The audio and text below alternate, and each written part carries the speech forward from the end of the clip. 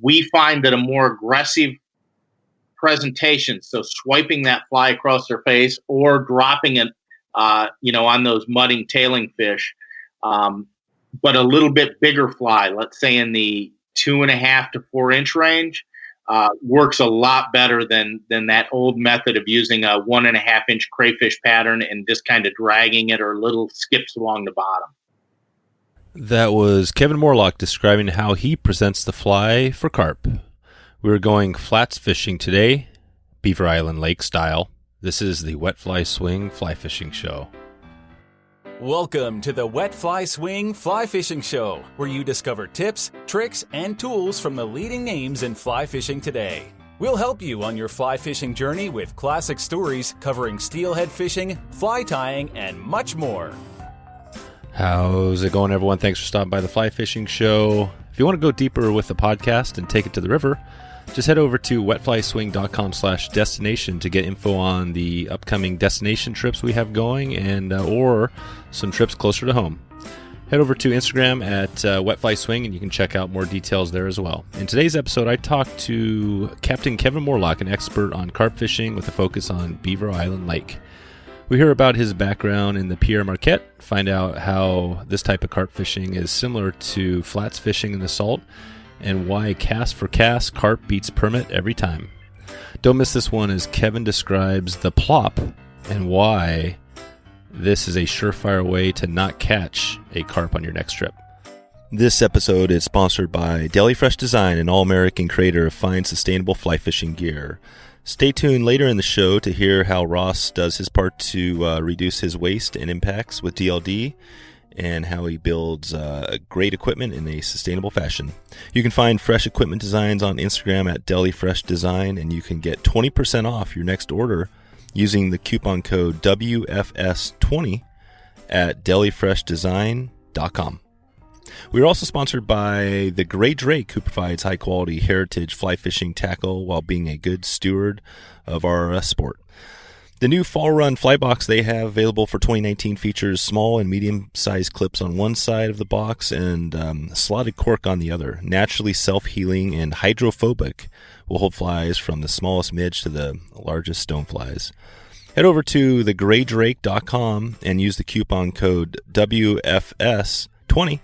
That's WFS20 at checkout to get 20% off your next order of vintage today. So, without further ado, here is Kevin Morlock. How's it going, Kevin? Hey, good. Thanks for inviting me over, Dave. Yeah, this is going to be a good conversation on carp. I just was out with a couple of my buddies last night, and you probably still hear about this a little bit, but I told him I was going to be doing this interview, and he was like, carp? Aren't like, I think he said something like, aren't carp a trash fish? And you kind of get that out there. So we're going to talk a little bit about like the history of carp and how it's still known as, maybe a trash fish. Although I think in the fly fishing space it's getting bigger. But before we get into all that and what you do, guiding for carp and everything, can you just talk about how you first got into fly fishing? Yeah, somewhere in college, I had a roommate that was into fly fishing, and it kind of looked intriguing, and I liked that it was, more dynamic than conventional fishing, which I'd done, since I was a little kid. And once I got hooked, as you might say, I was on it, into fly tying, and joined my Federation of Fly Fishers chapter and everything else. And when I jump into something, I jump into it head first. So it wasn't that many years before I got into fly fishing, and then I was actually guiding. Not that I wanted to become a guide, it just happened, but there wasn't a big span of years between there. Really? So it was, and how did you, so what track were you on before you got into guiding, like as far as what you were going to do? I went to college for fisheries and wildlife management, dropped out after several years, and went and got a regular job for a couple of years and paid off student loans. Mm-hmm. And then I went to my girlfriend at the time, and I moved over to West Michigan by where the Pierre Marquette, Manistee, and Muskegon rivers are. Oh, wow.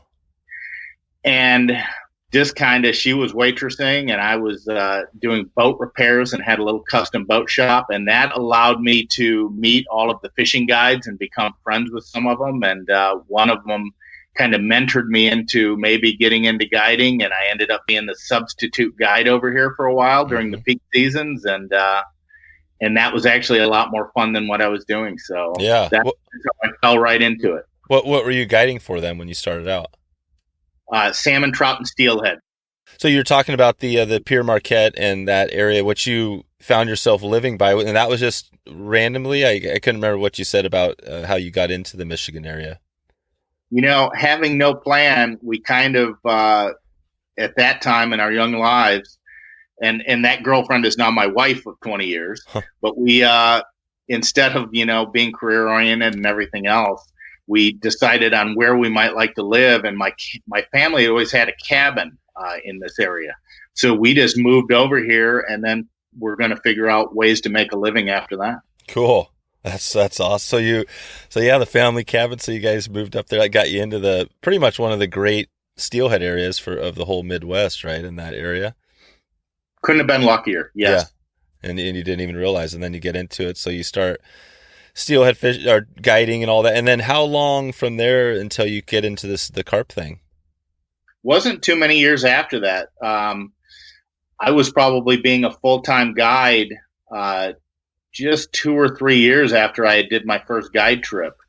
It was really booming in fly fishing and guiding over here at the time, so it was pretty easy to step right in. I don't remember exactly, but I started working full-time out of the Orvis shop in Baldwin, and I think I was like the 17th guide working out of there during the peak season. So, I mean, they had a whole stable. Maybe it was only 12, but I think it was like 17. Wow. And that's still a pretty big store over there, or shop over there? Yeah, it's that boom, I think, has kind of went away.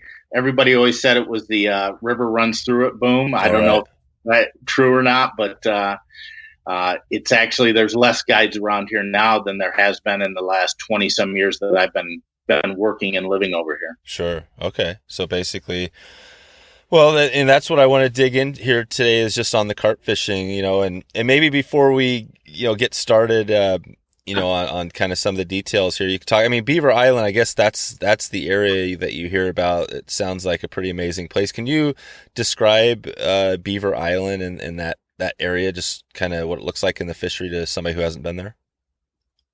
From a fishing perspective, I would recommend, the boat is really nice. It's a 2-hour ferry ride from Charlevoix, Michigan over to the islands. But really, for a fly fisherman or a flats fisherman, taking that 20-minute plane ride from Charlevoix to Beaver Island, you're going to see the prettiest flats anywhere. It looks like you're coming into the Caribbean. You're going to see bottom shading 100 foot down if the sun's out. It's really incredible. And it gives you a good level of excitement before you hit the boat and get out on the water. So we have about 380 miles of shoreline around the archipelago.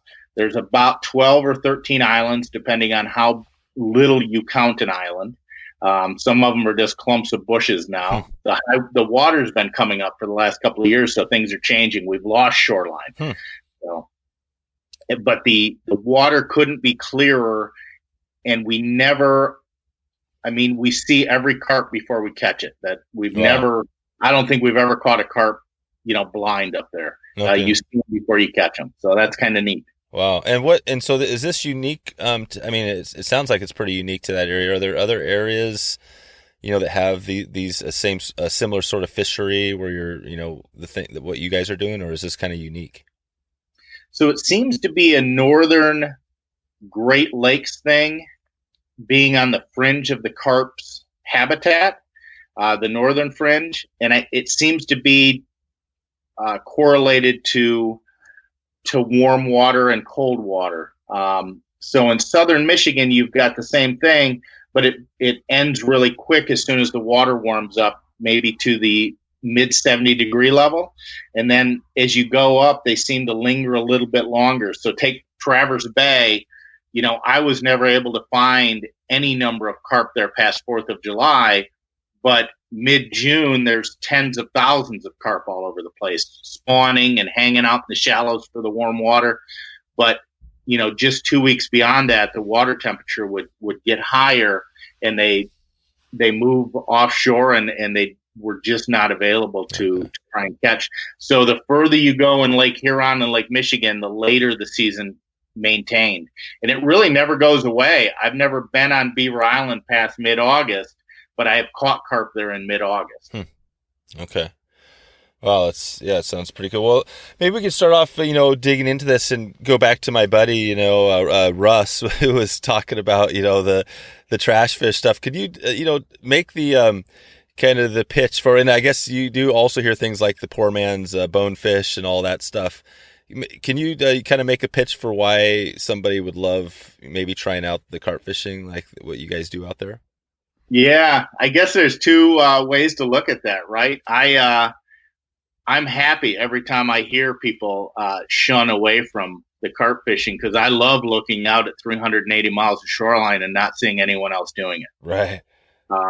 But they are missing it. And I guess, if fly fishing means trout fishing to you, this is absolute 100% flats fishing, whether you're wading or you're on one of our flat skiffs. So it is not going to be the type of fly fishing that you're looking for. So that excludes a whole lot of people that just aren't into flats fishing. Yeah. But if you're into that, instead of going somewhere in the tropics on a flats destination when it's really hot in the middle of summer, you can come up where it's nice and cool and beautiful, and there's no nicer place to be than northern Michigan in the summer. Be on crystal clear water, taking shots at fish that are about 18 to 30 pounds on average. Some going even bigger. A good day is going to get 100 shots, and we have days that are much better than that. And then an average day, you're probably still going to be in the 30 to 60 shot range. Wow. Now, how many fish do you catch out of that? We usually get 1 or 3 carp in a day. If you don't do everything perfect on a carp, you are going to get declined. Yep. So they're kind of neat. I mean, I've never caught a permit, but when I have guys that fish for a permit and they come up and fish, they think cast for cast, the carp are tougher than the permit. The only difference is instead of getting a couple shots in a day, we get 100 shots in a day. Yep. Yeah. Wow, I was just listening to Tom Rosenbauer talking about on, I think, one of his past episodes. They were talking about the challenge that it's like you said, it's just as challenging, if not more challenging than all the species, all the the saltwater species that you're talking about. So, well, let's talk about a little bit. Maybe get into some of that, with the tips to help somebody if they were heading out there, getting ready for a trip to go there or just fish for carp. How they might maybe have a better chance at hooking up with some of those fish, and just talk about how you guys do it there. How do you get into carp, and maybe kind of walk us through. Do you guys typically more boat, more walk and wade, or how do you do that? So early in the season, we do a little more wading, but as we've progressed at getting better at guiding up there, maybe, and our customers are end up being the same people year after year. I would say 70% of our bookings on Beaver Island are the same people that have been coming up for the last many years. So we are doing less wading than we used to, but we still do it if it's a good opportunity. The one thing that's tough about the wading is I'm going to lose contact if I have 2 people with one of them, right? I can only shadow one of them and give them tips on slow down and don't cast yet, wait a minute, wait till that fish turns and all of that stuff. When I've got them in the boat, then I can really do a better job of instructing them. And, the visual aspect of it is one of the toughest. And I'm blessed so far as to still have guide eyes, but, most people don't have that. So I can usually tell where that fish is pointing, whether it's tipped down, whether it's coming at the fly, whether it's eating the fly, when to take the shot and whether to hold off and just wait 30 seconds for that fish to turn or get around that boulder or whatever. So if I'm up on my polling platform, I've got a whole lot more advantage than if I'm standing in knee-deep water next to the person that's trying to catch that fish. So we find that we probably catch more fish out of the boat per hour than if we get out and wade. One of the toughest things is we almost it is really hard to go slow enough to get within casting range to a carp. And the reason that is we have all cobble and gravel and stuff like that up on the islands. And every time you take a step, it crunch, crunch, crunch, grind. Right. There's some places where you just cannot get close enough to make a cast at a carp because cobbly and it just makes too much noise. And they're even the best angler can't get close enough to those fish. In most of the other spots, though, you can. And the tip there is watch the behavior of that fish or those group of fish. And then as you walk out there, if they start changing that behavior, stand still and don't make any noise or movement. And that may be 5 minutes until they regroup and get back to doing what they're doing. And then you can keep approaching with that method. So usually what I see even good carp anglers doing is they're approaching those fish on those rocks too quick. And even if they get cast at them, those fish know something's up and have changed their the way they're acting. And now they're kind of being skittish instead of being, predators, which is what we need them to be. Huh. Okay. Yeah. So that's one important tip for sure. And then when you get there, so maybe we just talk quickly about, rod, reel, line, leader setup for, carp and how important, or just, how you do that and what you use. Is that critical, the weight of rod and basically the gear you use? I think it's only critical in that, like any flats fishing trip, you're going to be in wind. So, and we're usually fishing anywhere from a small lead eye to a large lead eye on a pretty big fly that may have bunny strip or marabou or some other stuff that's going to waterlog a bit. So an 8 weight is marginal, a 9 weight is perfect, and a 10 weight is an overkill. Now, you can land our fish on 8-pound leaders. There's nowhere usually to break them off. Now there's a little bit of bushes and trees that are flooded, so there are some places. But, really we don't have to worry about keeping them out of the reef or keeping them out of the mangroves or anything else like that. So it's all about being able to pick up that heavy fly and make a good cast into the wind is why we go with that heavier rod. Yep. Okay. So rod and then reel, is that a critical, having a good drag, big reel? Is that another important thing to think about? I think because there's nowhere to lose them and you've got big wide open spaces, it's much less important than a lot of other fishing you do. I mean, a great drag on my river, the Pere Marquette, is critical if you're going to go salmon or steelhead fishing, because if you can't put the brakes on them, they're going to be in a log jam eventually. Yeah. But up on Beaver Island, we really don't have that issue. But a lot of backing is important, because if you get that carp of a lifetime and you got a 35-pounder on there and the water temperature's in the 70s, it is going to take you out there 200 feet. Yeah. Well, how much backing is further? And we've hit I can't tell you how many times we've hit the arbor knot on big fish. No kidding. Yep. What do you recommend? How much backing? Just, I guess, as much as you can put on it. Yeah, and usually on my reels, it's all, I use something like a Power Pro or a braided spinning rod line. Yep, is what I throw on so I can fit on the maximum amount. Right. Okay, and then as far as just floating lines. Yeah, we need to get our fly down. So if you've got a mudding fish and it's 8 foot down, and you've got a fly that'll sink 1 foot a second, and a tip there is, and I'm sure a lot of people already know this, but if you tie that fly on with a loop knot, it will sink twice as quick because it'll turn head down. All right. Kind of hydrodynamic and sink quickly. Mm-hmm. If you tie that straight on, it will be level as it sinks, and it will sink half the speed. And sometimes we go the opposite. If I'm out waiting and I didn't bring my fly box on accident, and I got a medium weighted fly and I need to suspend that fly a little slower in 2 foot of water, then I'll cut that loop knot off, tie it straight on, and then that'll give me a little buffer there. Gotcha. And what's the loop knot you use? I use that no slip permit knot or whatever it is, wrap it around 3 times. That one works great for me. Gotcha. Okay. And then what else? Anything else you want to talk about here, just as far as the terminal tackle or maybe a leader? How long are you going on your leader? That's a great question.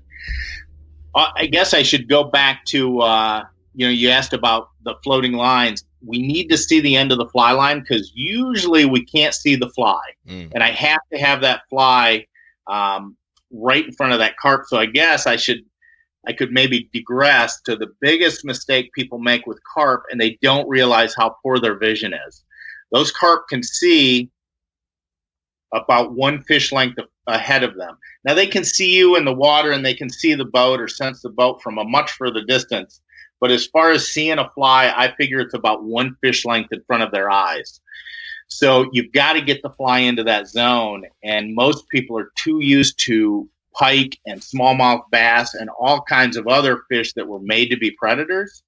So they get the fly 5 foot away, they get the fly 8 foot away, they get the fly 2 foot away, but it's underneath the fish's nose on the bottom when the fish is suspended or something like that. And that fish just doesn't know that fly is there, and they think they're getting rejected. So when we're out and I'm on the pulling platform, I'm actually I'm keeping track of how many flies we're getting in front of the fish. And you'd be surprised that maybe the average guy only gets the fly in the strike zone 1 out of 10 times. Wow. So they think that they've gotten 8 out of 10, but in reality, we've only got the fly there once. And maybe it wasn't even a good shot. Maybe it was a shot where it was coming back the wrong way and the fish would have had to spin all the way around to go after it, So it's hard to get that right angle and everything on that fish to make it work out. Gotcha. So always remember that those fish just can't see very well, and that fly has to be perfectly presented in that one fish length in front of them. So if we've got a mudding fish or a cruising fish and it's 6 or 8 feet down, and that's going to take 6 or 8 seconds to get down, it doesn't help to have a sink tip. The sink tip is going to keep it down once it's down, but it doesn't let it sink any quicker. So on leader length, I have 4 rods in the boat, and one of them is going to have about a 5 foot leader. And that counts the whole tippet and everything. So fly line to fly is about 5 foot. That's going to be an 8 weight. And that's so when we get in the shallows, we can make more delicate presentation with smaller flies. And then the rule of thumb that I have is stay about 2 foot longer on your whole leader tippet length, so fly line to fly, than the water you're going to be fishing. So now you can see the end of the fly line, and you can see that that's right over the fish. One more strip, tight or little pop, and you're going to be right in the strike zone. So having those rods set up for anywhere from 10 feet deep to 1 foot deep really helps be able to know right where that fly is. Gotcha. Even an expert carper, you give them a 10 foot, 12 foot leader in 3 foot of water, and you got no idea where that fly is if you can't see it. No. The end of the fly line is there by the fish. Now is it 2 more big strips, 3 little ones? What is it to get that into the zone? And remember, if you strip it 1 too many times, now you're on the or the inside of the fish, and they still can't see it. So it's all about being precise with that fly placement. And that's, I think, the biggest struggling part that people have on the carp fishing. Gotcha. And is there two, if you have that fish, if you are a master, a caster sort of thing, can you get too close? Can you just put it right on the fish, right above the fish, within a couple inches sort of thing? Is that good? So another neat thing, the most terrifying thing to a carp, or at least in the waters that I guide on, is plop. Oh. I don't know why, but they hate things plopping around them. I'm going to guess that, that was birds when they were little, and it put terror in their hearts. But everything that plops around them is like the most terrifying thing they could encounter. They can swim up to the boat in 3 foot of water, and they do not blow up like if you cast a weighted fly on top of them. So with all of these fish, even a mudder that's sitting there in 6 foot of water, I'm going to cast and line that fish, which people hate to do, and I'm going to put that fly about 20 feet past that fish. All right. So that plump is way away, and that all of that energy from the end of that fly line that slaps down is way away from that fish, and that soft part of that fly line is going to line really gently on that fish, and then we're going to strip back to him and let it drop right there where he's at. So again, we can't cast right on him like you can with some fish. we've got to cast away. Gotcha. Okay. So, and then how, as far as casting length, if somebody wanted to practice or kind of work on it, how long should they be able to cast? And is it the same sort of thing with like the salt where you got to be able to, there's the fish, get on it quickly, or do you have more time? Years ago, I had a great carp fisherman from the Midwest, and he was a horrible caster.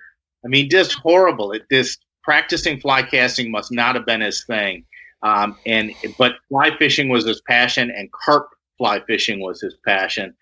And he caught all the carp you needed to catch because his fly, he knew how to cast past the fish and bring it back. And his precision on the fly was excellent. So if you got him within 40 feet of a carp, he was going to put the fly where it needed to be. Yeah. It's kind of interesting. I would like to see people have a little more casting ability than that, be able to hit accurately out at 50 and 60 feet. Great casters generally catch no more fish than a good intermediate caster on the island. Mm-hmm. That's funny, but the reason is because of that precision you have to have with that fly. A great caster that can throw a fly line will try and hit that fish at 90 feet. And I don't know where the fly is, and he doesn't know where the fly is. So our fly precision goes down. But you end up spooking that fish before you get another shot. It's really important to try and catch that fish on the first cast. Doesn't mean you can't catch them on the 20th, but every time that fly and that fly line hits the water, that fly jingles across the rocks on the bottom or whatever, the boat's rocking and pitching, or we're waiting and grinding rocks or whatever. But every second we're within casting range of that fish, he is going to get spooked at some point in there. Yeah. Or change his behavior and start saying, hey, something's up. So you can have a mudding fish, and I've seen him from a football field away, right? And 2 casts later, we're still 80 feet off from him, but he knows something's up, and he's flattened out, and he's not feeding anymore. Mm-hmm. And so it's important to try and get those fish on the first cast. That's what's important. And on long casters, I try and rein them in. Wait. Let's just get a little bit closer and make that first cast count. So it's kind of fun. Yeah. People like to see how far away they can catch that fish, and I think that's cool if that's your goal. But if you want to get that fish in the boat, it's much better to wait until we're about 60 feet out so we can have great precision on that fly. Gotcha. Okay. And how does, I don't know, is a carp, if you talk about other areas, it sounds like the Beaver Island area is fairly unique, but people are fishing for carp in all sorts of, rivers and areas. Are there certain, I'm not sure if you fished around for carp in other areas, but do you think some of the tips we're talking about here would apply? And one of them might be, say, sun angle, maybe you could talk about that and if, how important that is there and maybe in other areas. That's a tough one. There's the bulk of our people are not going to be able to have a wind coming on the bad side. So visibility is important, but if a person can only cast at the 11 o'clock with the wind coming off off their right shoulder for a right-hand caster, right? So the perfect setup in a skiff, right?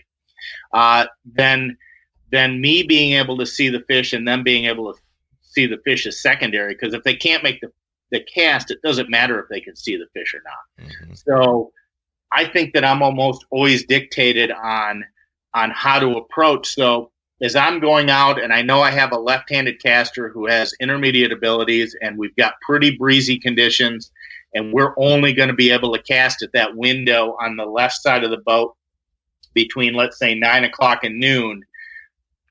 I'm going to be thinking of places that I can go that are going to give me that opportunity to make that cast, and I'm going to have to deal with the sun in my eyes or whatever I'm going to have to do. As far as the fish, I've never really noticed that it made much difference to them and their ability to see the fly, whether it was coming one way or the other. But I am almost always ruled by what my casting ability of the folks in the boat are. Okay. And even a great caster, because of the fly precision being so important, there's just a small handful of people that can make on a mudding fish where you're going to have to land that fly that fly line right over the top of the fish and then strip back.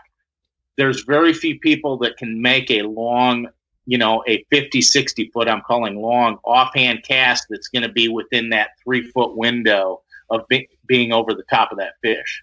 Yeah. So it's almost better to be on that on-hand side where they're going to have that great lateral accuracy on that cast. Right. Okay. And what is you mentioned the mudding. What is that exactly? So I messed up my terminology years ago when I didn't know nothing about, I was just a river guide. I had never been on a saltwater trip. I didn't really know much about it. I got into this carp fishing head over heels, and I kind of made my own terminology, right? And the one thing I missed is I called mudding fish when I had a big school of carp, which is kind of a rare occasion up there by us.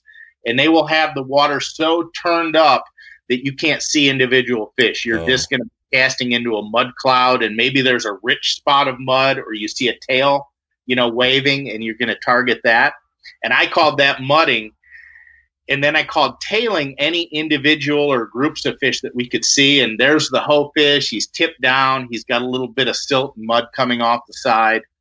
And that was what I called a tailing fish, but its tail wasn't necessarily out of the water, right? Yeah.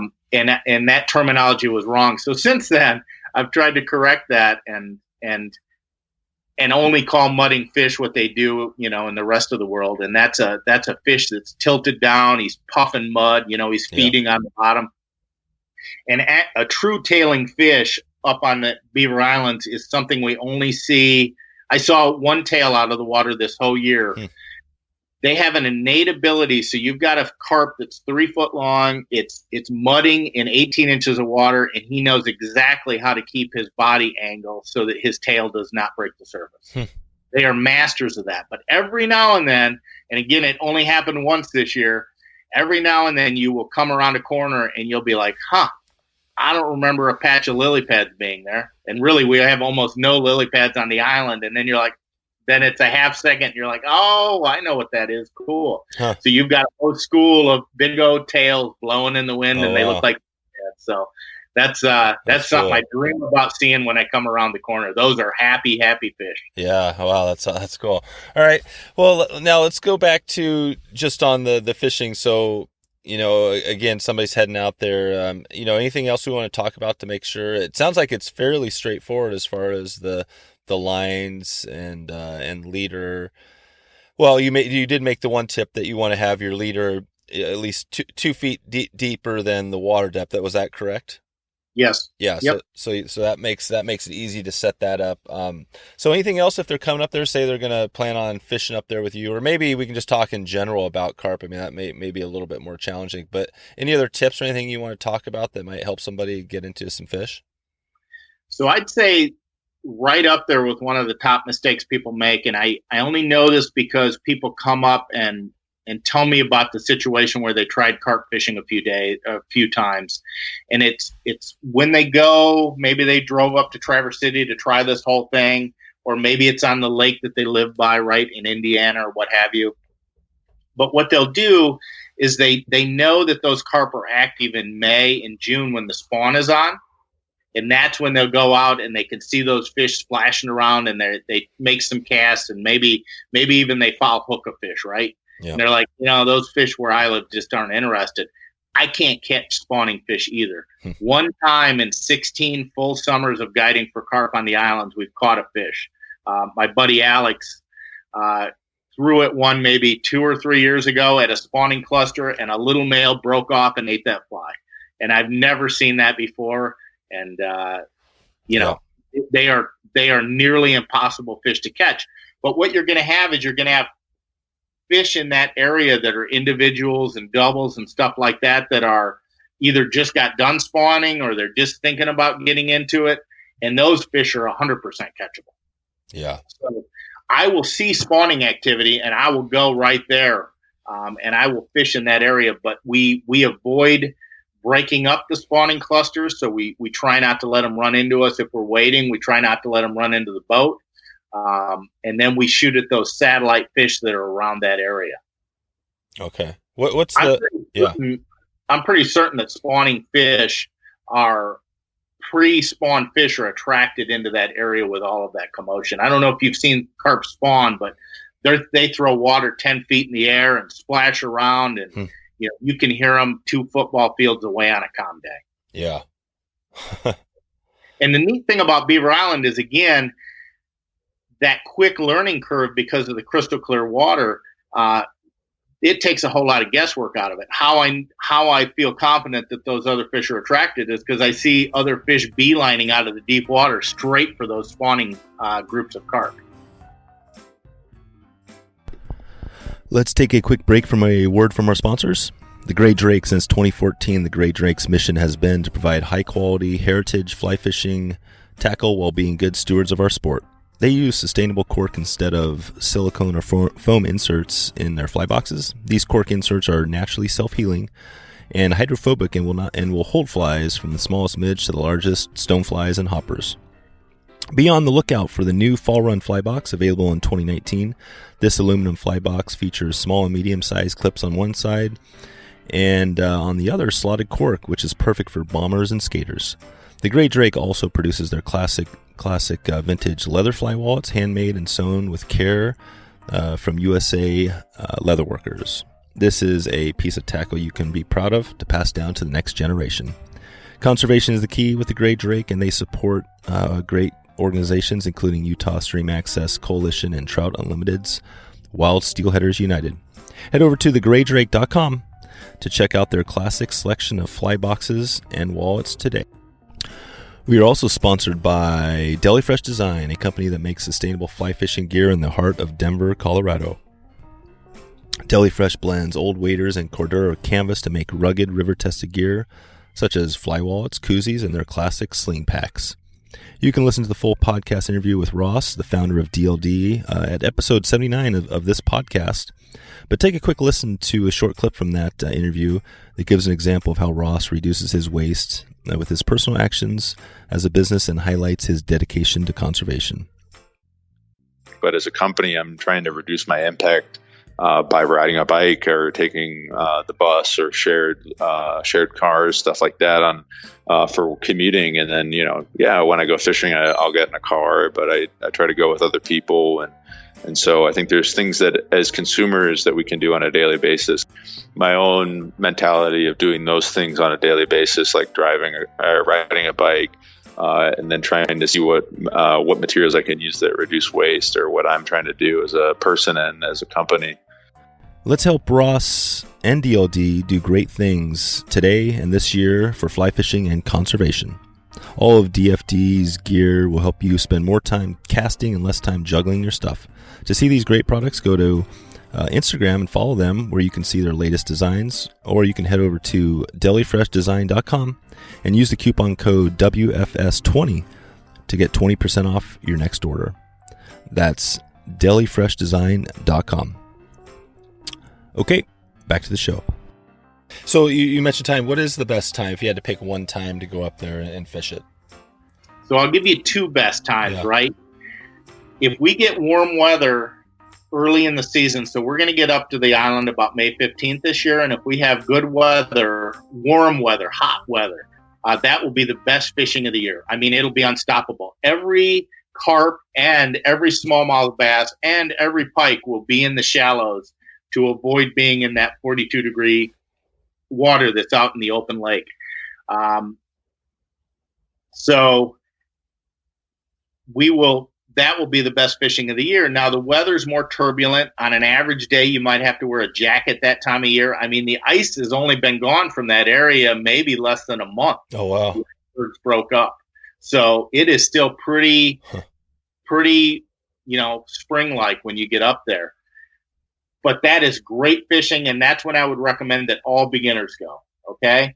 Now, if you're a permit guy and, you don't want to catch 5 easy fish or 10 easy fish, you want to catch a couple tough fish in a day, but you still want plenty of shots and lots of action, then I think July, and that's my favorite time to go to carp fish, because we're out on the outer islands, the weather's beautiful, 77 degrees and a breeze, and you're targeting those mudding fish that are down there 3 to 7, maybe even 8 feet deep. And it's just really cool to take shots at those and put that fly there and watch them stop mudding, come over 2 feet, grab that fly, set the hook. I think it can't get better than that. But for a beginner, you're in the breeze on the pitching flat skiff. Wading is really tough that time of year. And your fly casting is going to have to be really accurate and a little longer casting than you're going to, be doing earlier in the season. Okay. And then water temps, I think we kind of touched on that a little bit, but is there something to think about when you're going to an area to know when to fish it or when not to, as far as water temps? Yeah, there's just one thing to know. Warmest. Yeah. Yeah. 50-degree water is much nicer to carp, and we catch them at 50 degrees if the main lake is 40 degrees yet. So you want to be in the warmest part of that lake, and that is where the carp are going to be. And if there's carp somewhere else, they're not going to be happy. So you find the warmest water in that body of water, and that's where the carp are going to be. Think of until you hit about the mid 70-degree range, okay? They will still seek warmer water than that, but not as aggressively. Think of carp as you being in shorts without a shirt on, okay? 40 degrees is intolerable, and you'll do anything to find something warmer. 60 degrees, I'm going to do some feeding. Maybe I'm going to look at some girls or some boys, whatever. But I'd like something warmer than this. 75 degrees, I'm pretty darn comfortable. Yeah. I can think about other things other than seeking out warm water now. Yep. Yeah, that's a good analogy. What about, are there any resources for carp, books, magazines, websites, anything that, that might help somebody if they want to read up and learn about other things we maybe didn't cover or go deeper? I think if you can get your hands on it, the Carp or Game Fish 2 by George von Schroeder is a really well done, fun book. Probably published 40 years ago now, maybe in the 80s, maybe it was the 90s. You can still find a couple copies here and there on the internet. Mm-hmm. That book is a really good resource for fishing the Northern Great Lakes. And I think there isn't much better that points right in the direction of that. Changes that have occurred since that book is he wanted to throw a little smaller crayfish fly and kind of bounce it along the bottom. And that can still catch plenty of fish, okay? With the gobies, which are an invasive species that showed up on the Beaver Islands about 10 or 12 years ago, we find that a more aggressive presentation, so swiping that fly across their face or dropping it, on those mudding tailing fish, but a little bit bigger fly, let's say in the 2.5 to 4 inch range, works a lot better than that old method of using a 1.5 inch crayfish pattern and just kind of dragging it or little skips along the bottom. Okay. That's definitely a good tip there. So, I think Kurt Dieter's book was great on an introductory to carp fishing. I thought it was excellent. Which one was that? Kurt Dieter's book. Oh, yeah. The Orvis Guide to Fly Fishing, maybe. Mm-hmm. I might be biased. The cover of that is one of my photographs. Oh, there you go. I'll look it up and put a link to that in the show notes to those couple of books you mentioned here. That's gives us a couple of resources there. I was kind of thinking a little bit about again about you getting into fly fishing and guiding, which sounded like it kind of just happened. Do you remember? Can you kind of take us back to that moment when you realized that this is going to be like a full-time, you're all in on it, this is going to be a full-time kind of career in fly fishing? I'll tell you when I was 100% hooked on fly fishing. We lived this was our old house. We lived about 200 yards from the hex water on the Pere Marquette. I knew the hatch was going to be going on. I tied up some hex patterns. I mean, they were probably horrible, right? I was just learning to tie. And I went down to the river. The hatch was going. It was actually a blanket hatch. And there was a feeding fish over to the side, but I think it was just coming up and eating gulps of mayflies at a time, right? But I fished to that fish for about 10 minutes and I finally hooked it.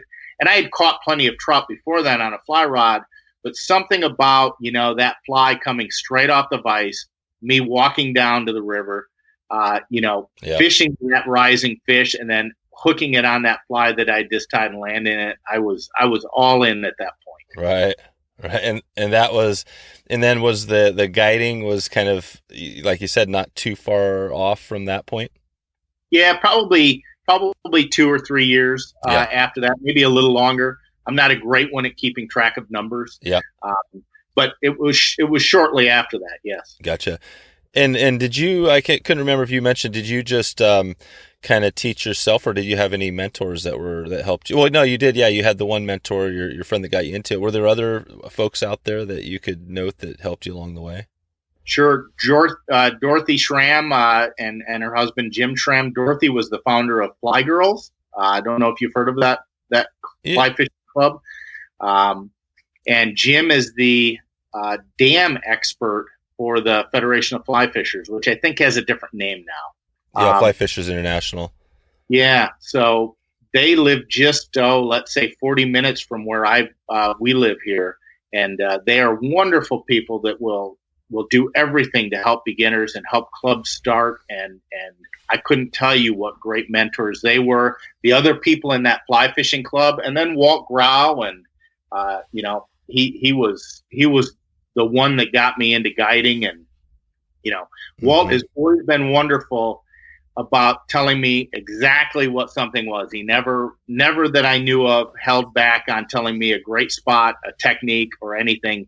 And he is the best fly tyer I know, but let me put a note on that. He's the best fly tyer at tying flies that catch fish. Okay. Right.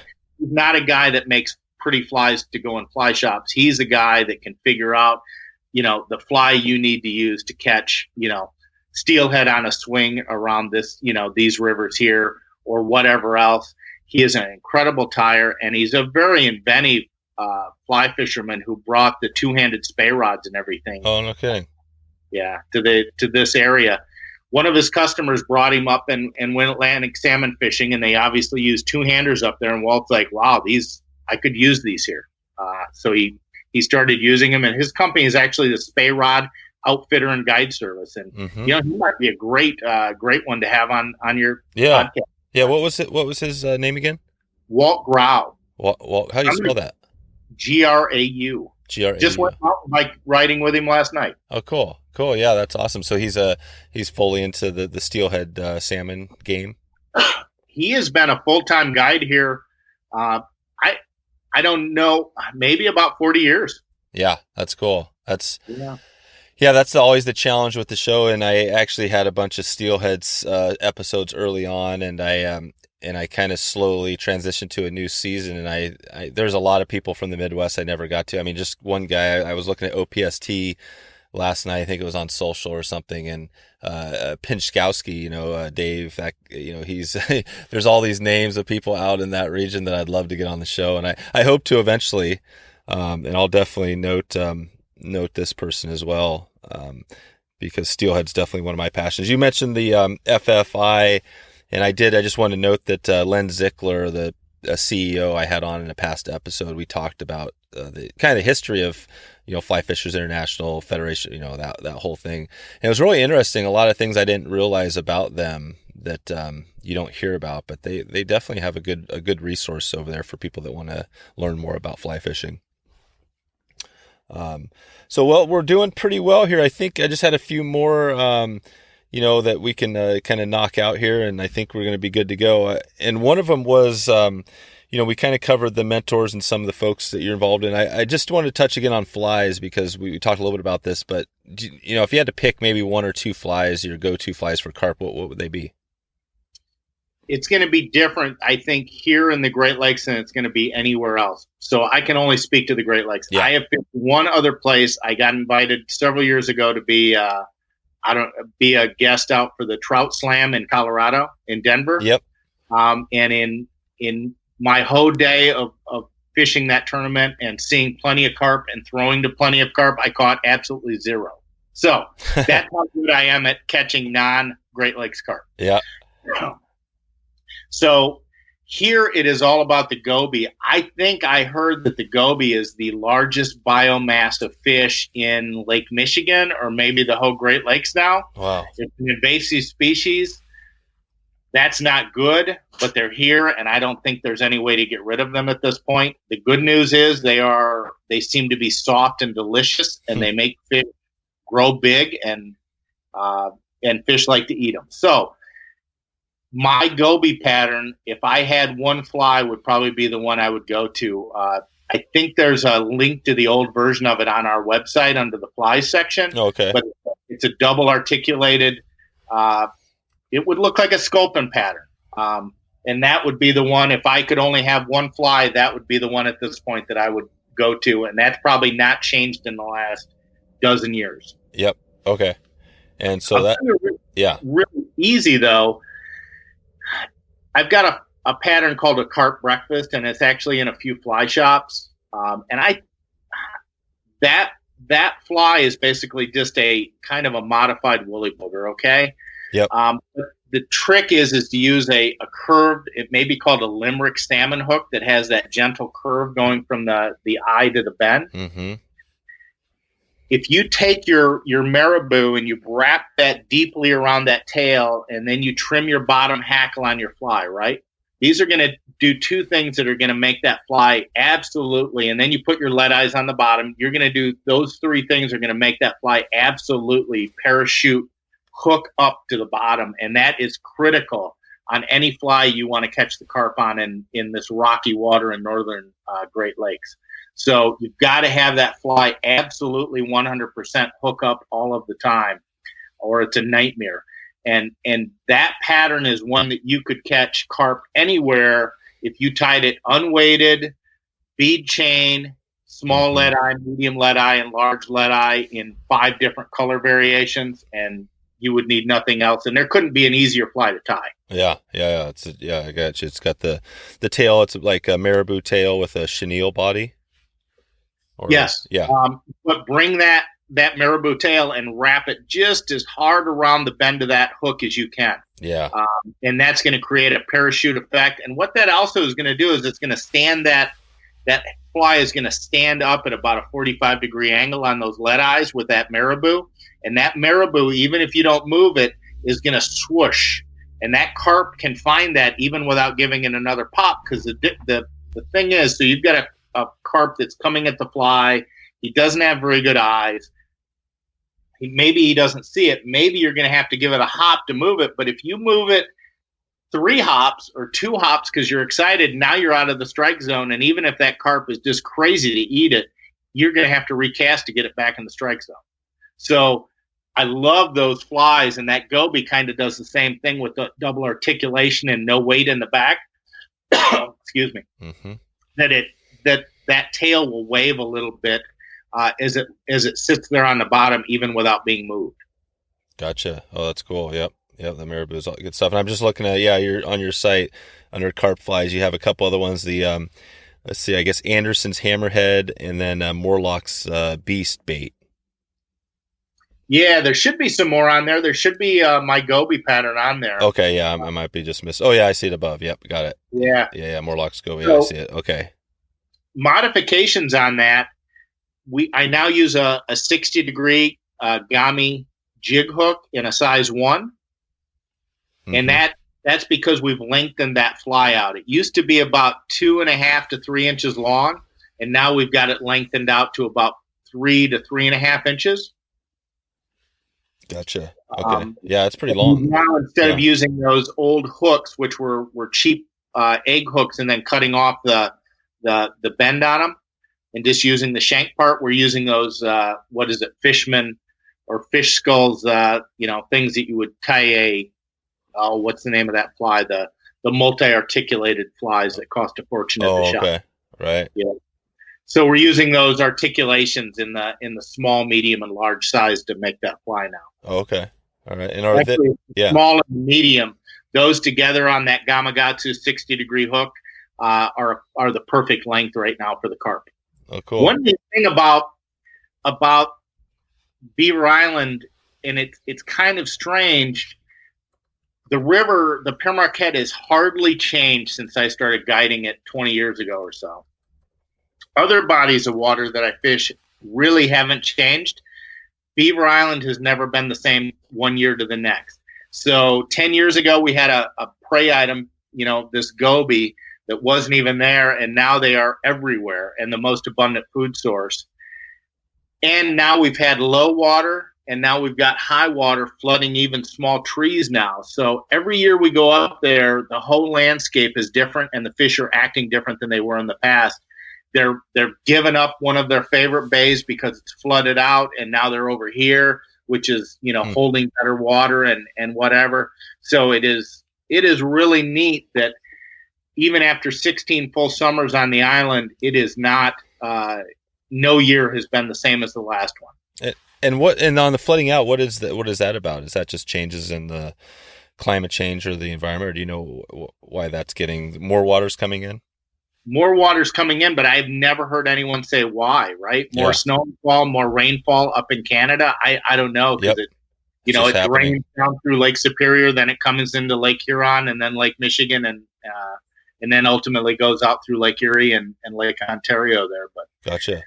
Okay. I haven't heard anyone say why exactly why it's going we're on this cycle, but I think it's came up about 7 feet in about 7 years. Wow.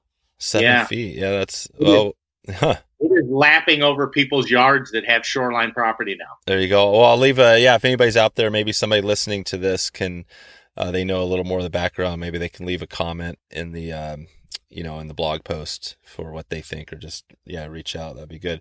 I also had a note here on surface bugs. Is that something are they ever coming up? I mean, I know that you hear about stuff eating stuff like random terrestrials or even like cotton, on the whatever are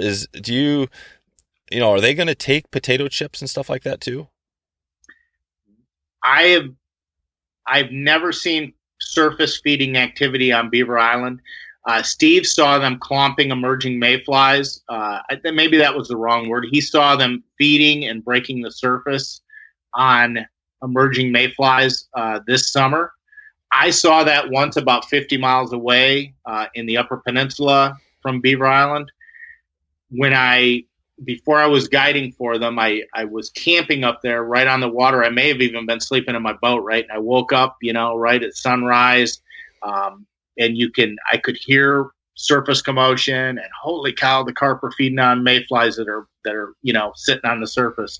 So I had my trout box, so I tied up a mayfly, and I had no luck. And after maybe a half hour, I realized that none of the mayflies that were sitting on the surface were being eaten, right? The carp were coming up and on a spot that there were no mayflies sitting on. So I realized that they were eating emergers. So I waterlogged that hex nymph, and actually after a while I ended up getting a carp on it. But it wasn't. I can't say it was on the surface. Yeah. I had to sink it down below the surface to get that fish interested in it. Gotcha. So that's it. That's 16. That's 20 years of Great Lake carping right there, and that's my only surface story. Okay, not something to focus on. So yeah, as far as you've provided a bunch of good tips here. Anything else you want to add before we kind of wrap this thing up? Anything else to help somebody that might be coming up there to find some more fish? Anything we missed today? I'd say Northern Lake Michigan is a really, really great place to visit. And if you want to really practice your flat skills, before you go back down to the Caribbean or wherever else you're going to go and do that. Getting 100 shots in a day is a pretty darn cool thing. And in May and June, there's lots of places in Northern Great Lakes that you can walk in and do that. Great exploring. You're not going to, except for Traverse City, you're not going to have anyone around competing with you. I think it's just really neat. Other tips, I think we covered that really well. Basic rule of carp are that you can't catch it if you don't get the fly into that strike zone, and that's about 1 fish length and straight in front of it. Yep. And the other one is you're going to have to get that fly there without disturbing that fish, right? So if it changes its behavior in any way, that is almost a non-catchable fish. And I'll tell you from people in the boat they want to keep wonking at fish that I see that their behavior has changed. And I'm like, doing my best to call them off. Hey, give up on that fish. Let's focus on the next one that we're going to come across. Once you see that fish's behavior change, that fish is not going to feed for you. You're going to have to move on to the next fish. And do you move on to the next fish, or are you typically moving on to completely new areas? No, well, usually that boat's going to be drifting or being pulled or drifting and doing a downwind drift or something. So we're gonna be encountering the next fish down the way.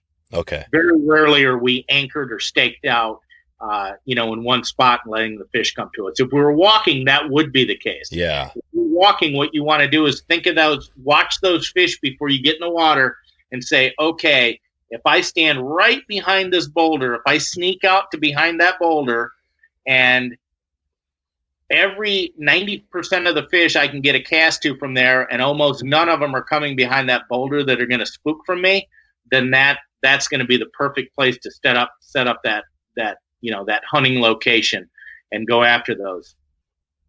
Too many people go right where the fish are, and then they have a few fish run into them, and as soon as they panic and those fish flee off the flat, they're going to give a little bit of spook pheromone or whatever you want to call it, and it will ruin that general area. Okay.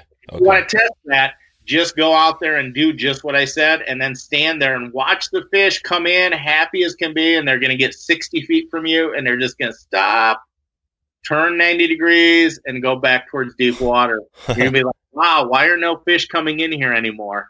And it's that pheromone. And when you let a fish take off at full speed off that flat, every fish within 100 feet knows that happened and knows something bad happened. I gotcha. I can have a cluster of mudding fish around a flat, and we hook one of those, and he tears off, and I can see all of those other fish, that were within 100, 150 feet of that fish stop mudding and, level out and take a look around and listen around to be like, hey, what happened there? Something bad happened. So okay. And don't underestimate, even though they're blind, all of their other are top notch. Okay. And just a note on the boat, I was kind of thinking about, just on the type of boat you or the company that you use. I always think about, I had Flip Pallet on in a past episode, and he was talking about his, the Hell's Bay boats and things like that. Are there a bunch of different, or what type of boat do you use? And are there just a bunch of companies out there making that sort of skiff? So I don't use a flat skiff. What we've got is walleye boats. Oh, okay. Walleye boats. Mine is a polar craft. But we've got walleye boats that are set up just like flat skiffs. Oh, and okay. The reason for that is we have to go in pretty rough water every day. And I don't think most of the low-profile flat skiffs are going to do well taking that chop over the bows and everything. Oh, yeah. Maybe a bay boat would work, but it's really hard to find a bay boat that's under 2,000 pounds, and then I'm going to have trouble pulling that in the shallow. Yeah, gotcha. The other one is when we get out and wade early in the season, I'm going to throw out an anchor, right? And I've got a wind coming from the south, and I set up on the backside of a point or an island so that my boat's sheltered. I throw out a big old anchor. We go walking. We're 2 miles away from the boat, and the wind shifts 180 degrees. And by the time I can get back to the boat, it is sitting up on the rocks, bouncing and chopped. Oh, wow. On my aluminum boat, it's like, darn it, maybe I broke a trim tab off or banged up the skag on the motor a little bit or something like that. But really, there's no damage, and it's not a problem. If that was a beautiful fiberglass, I would cry for a week over that. Yeah, you don't want to do that. That's right. And that's a weekly occurrence. Oh, yeah, it's a normal deal. What can you talk just briefly about, getting your captain's affiliation from the Coast Guard, what that process is like? We've talked a little bit about that. Is that was that a pretty difficult, lengthy process to get that? No, I went, that was a long time ago. I went and took a week course, and the guy that taught it was out of Traverse City. I don't remember his last name. It was Brian. I don't remember his company's name, but he did a great job. And then he gave you the test and scored it. And, yep. So once you get it, really straightforward. And I can tell everybody that's got a captain's license this, never let it lapse. I've never done that, but I've heard horror stories. I think you have to start over from scratch if you miss your your expiration date. That's right. Yeah, so keep it going strong. Actually, I don't know the name of the fellow, but Steve and Walt and I, we hire a guy out of West Michigan that used to be a Coast Guard guy. We hire him, and he sends us the forms we need. We fill them out with all of the medical certificates and everything else. We send them back to him. He makes corrections, bounces them back and forth, and then he hand delivers them to the Coast Guard. And since I've been doing that, it has been stress-free and effortless. Nice. All right, those some good tips there. I did notice in your email line or on your website, I think it was thirdcoastfly.com. That has a lot of great information. We had a guide named Matt Dunn. His website or his blog was fishbeer.com. I don't know if Matt still does it. He's a great guy, but he's a great writer. He's a good blogger. And when he came to work for us, he said, I can really make something happen with a blog at this point. And he did. And he started that. And I don't know if it was 5, 6, 7 years ago, Matt took off for bigger and better things. He lives in New York, and it has something to do. I think he may be the marketing manager for a brewery out there. Uh-huh. I don't remember the name of it, but I tried to keep that blog going for a few years after that, and, Gotcha. and then I gave up on it. It's still online because it has years of great, valuable information, tips, articles, fly tying, fly patterns, all of this kind of stuff. So Yep. I know that it's still getting hits because I look at that every now and then. So I keep it up there and keep paying for it. But Yep. That's our archive blog, I guess. Gotcha. That's your blog with links. Okay, that's another good resource. I was curious about that, so people can check out Third Coast Fly, and I'll put a link in the show notes to that. Cool. Well, Kevin, anything else before we let you get out of here? I guess I always ask, in the next 6 to 12 months, if there's anything that new coming up for you personally or with your business you want to let us know. No. My guide partner of 10 or 12 years, Steve Martinez, great guide, great guy. Him and I started going down and working in Louisiana in the winters.